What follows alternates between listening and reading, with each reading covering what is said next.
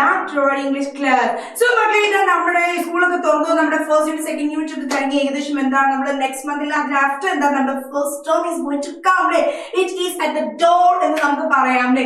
Okay, അപ്പൊ നമ്മൾ ഒരു എക്സാമിനേഷനിലേക്ക് കടക്കുന്നതിന് മുൻപ് I just want to tell you one thing. Okay, നോക്കൂ, നമ്മളെ സംബന്ധിച്ച് എപ്പോഴും എന്തെങ്കിലും നിങ്ങൾ CBSE മക്കളെ സംബന്ധിച്ച് എപ്പോഴും നമുക്ക് എപ്പോഴും എന്താ പറയുക ഒരു 8ന് പാടി തരുന്ന സബ്ജക്റ്റ് ആണ് ഏത് ഇംഗ്ലീഷ് എന്ന് പറയുന്നത്. ബിക്കോസ് നമ്മൾ റിസൾട്ട് വരുന്ന സമയത്ത് എവിടെയെങ്കിലും ഒക്കെ എന്ത് ചെയ്തിട്ടുണ്ടാവും, ഇംഗ്ലീഷിന് മാർക്ക് നൈസായിട്ട് പോയിട്ടുണ്ടാവും അല്ലേ.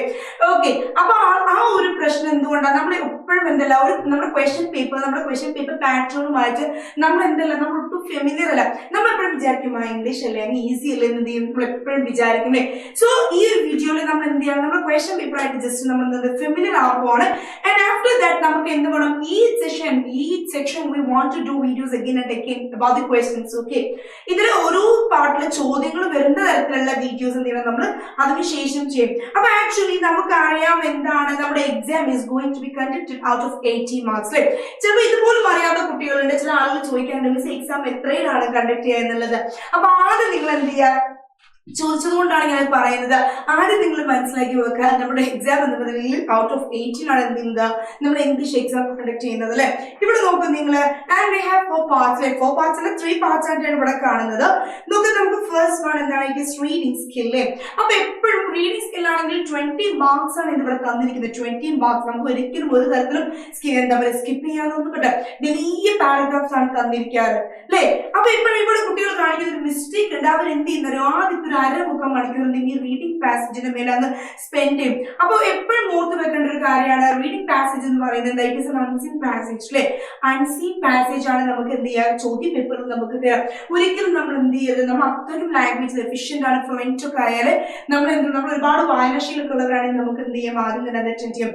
Otherwise never ever do that. Okay, do that at last. അതെന്ത് ചെയ്യാം ലാസ്റ്റിലേക്ക് ഒന്ന് വെക്കാം. കാരണം ഇറ്റ് ഈസ് അൺസീൻ പാസേജ്. നമ്മളത് വായിച്ച് മനസ്സിലാക്കി വരുമ്പോഴേക്കും എന്താണ് സമയം എടുക്കും. ഇനി അതല്ലെങ്കിൽ നമ്മൾ പാനിക്കായാലും കയ്യിലുള്ളത് മൊത്തം പോകും. അപ്പൊ 20 മാർക്സ് ആ 20 മാർക്സ് എന്ത് ചെയ്യാം നമ്മൾ ബാക്കിയുള്ളതൊക്കെ എഴുതി കഴിഞ്ഞിട്ട് എന്ത് ചെയ്യാം നമ്മൾ അവസാനം റിലാക്സ് ചെയ്തിട്ട് എന്ത് ചെയ്യാൻ ശ്രമിക്കുക. ഓക്കെ, നെക്സ്റ്റ് നമുക്ക് വേണ്ടിയിട്ട് റൈറ്റിംഗ് സ്കിൽസ് വിത്ത് ഗ്രാമർ. റൈറ്റിംഗ് സ്കിൽസും ഗ്രാമറുമാണ്. ഇതിന് നമ്മളെ സംബന്ധിച്ച് ഗ്രാമർ എളുപ്പമാണ്. കാരണം ഗ്രാമർ നിങ്ങൾ ചെറുപ്പത്തിലേ പഠിക്കുന്നവരാണ്. വളരെ ഈസി ആയിട്ടുള്ള ക്വസ്റ്റ്യൻസ് ആണ്. എഡിറ്റിംഗ് ഉണ്ടാകും, ടെൻസ് ഉണ്ടാകും, അത്രയേ ഉള്ളൂ. അപ്പൊ ഗ്രാമർ നമ്മൾ 10 മാർക്സും അതേപോലെ റൈറ്റിംഗ് ആണ് 10 മാർക്സ് എന്ന് പറയുന്നത്. റൈറ്റിംഗ് ഈ പ്രാവശ്യം നിങ്ങൾക്ക് തന്നിരിക്കുന്നത് ഒന്ന് അനലറ്റിക്കൽ പാരഗ്രാഫും അതേപോലെ എന്താണ് ലെറ്റർ റൈറ്റിംഗും ആണ്. അതിനെക്കുറിച്ച് നമുക്ക് കൂടുതൽ വിശദമായിട്ട് പറയാം. അങ്ങനെയാണ് എന്ത് വരുന്നത് ഈ പറഞ്ഞ 20 മാർക്സ് ഇവിടെ വരുന്നത്.